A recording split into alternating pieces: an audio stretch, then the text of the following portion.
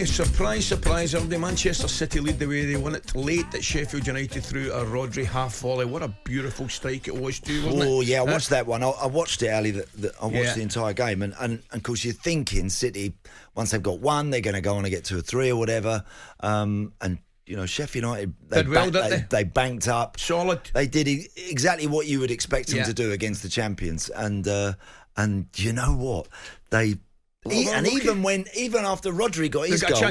Oh, he's got to head it. What's he doing there? What's he doing? It was like Bruce Lee, wasn't he? He's trying to do like a kung fu kick, isn't he? And like you're thinking, just throw your head at it. That one, I don't. But by the way, he even goes at it with the wrong leg. Yeah, it was a weird one, that, wasn't it? It was a shame because it was a decent ball in. Great ball. It was a good ball. I enjoyed that game, must admit. Spurs and Manchester United both clinched wins in talkSPORT's live and exclusive Saturday commentaries, while Chelsea got off the mark under Pochettino, and that was the game you covered on Friday night, Andy. But we've got to start with events at St James's Park. A remarkable fight back from Liverpool, saw them win 2-1. Andy, what a game of football. It was brilliant. It really was brilliant.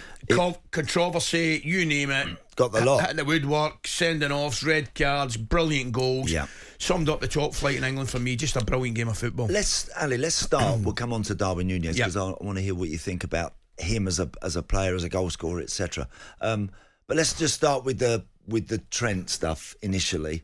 The yellow card that he got. Now, that was... It's a free kick at him all day. All day. Now, I just want to make the point because when obviously a lot of players are getting done for wasting time. Yeah. And I say that in inverted commas, wasting time, right? Because that situation there for Trent, he's got fouled. Mm-hmm. He's not trying to waste time there by throwing the ball away. He's basically throwing that ball away so as he can get back up on his feet and somehow try and get back in his position after he's been... And there's an element...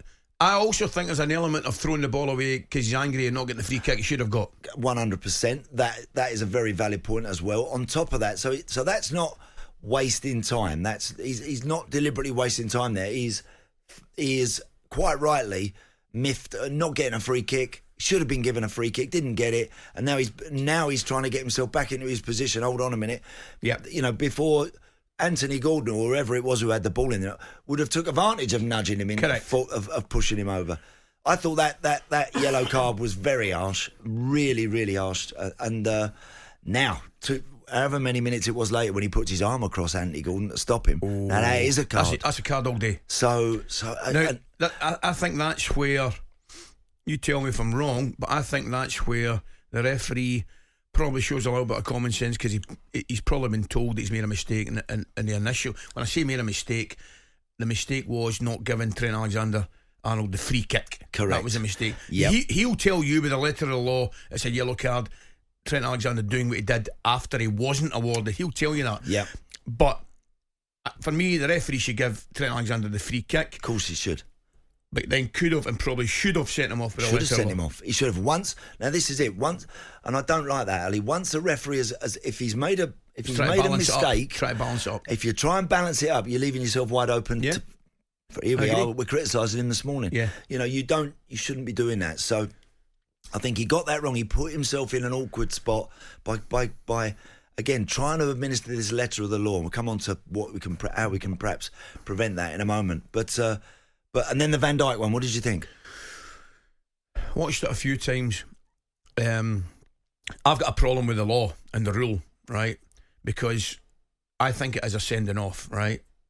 Because I do think he catches Isak's right leg, okay? And it was really interesting. I enjoyed the conversation at half-time and post-match with the boys. Yeah. Jamie Carragher was on and Andros and Shay Given. Yeah. And I was actually in Shay's camp, right? I think he does prevent a goal scoring opportunity because he takes his right leg away. I mean, I genuinely believe it's a genuine attempt to play the ball. Yes. Right? Yep. So that's why I think the law's a bit harsh. Yep. I don't think there is any intent to stop the player. I think it's a foul. But by the letter of law, he has to go. Yep. And I heard Jamie saying, about, there's no goal scoring opportunity.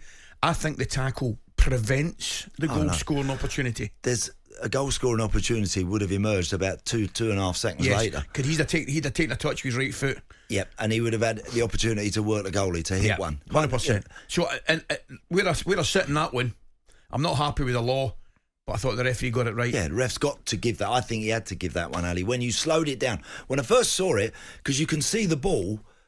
Always, whenever you see these situations, I tend to follow the ball and see where.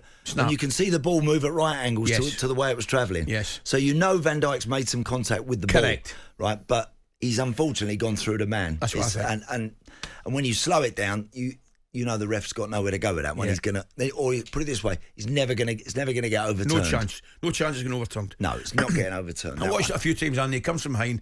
I think he catches his right leg and knocks him to the ground, then touches the ball. Yeah.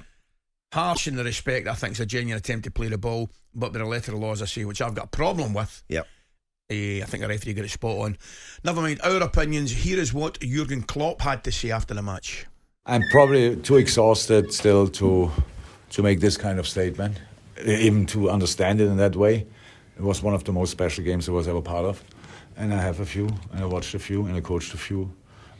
This was 70 minutes in a stadium like this, with 10 men, 1-0 down. I never saw something like that. And the way we did it, I think we all agree. In the end, we deserved it.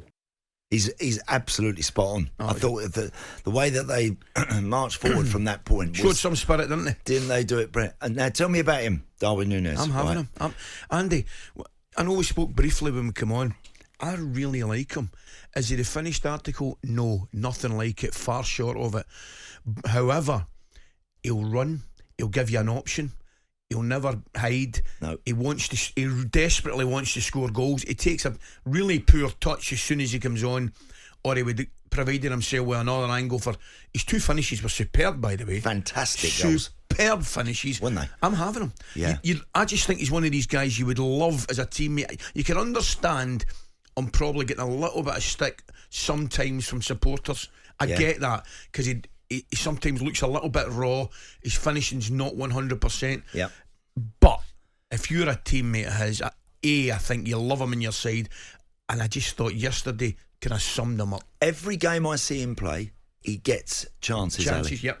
Something seems to come his way, whether he's earned it himself by making a great run, or whether something finds him in the box. Yesterday, it was amazing because I think the two chances, the first one was very, very fortunate. Was it Botman? I think it was. Yes. I think it was Botman. And it ends up hitting him in the backside. Then he got the bobble. Then his heel. Then he gets the bobble.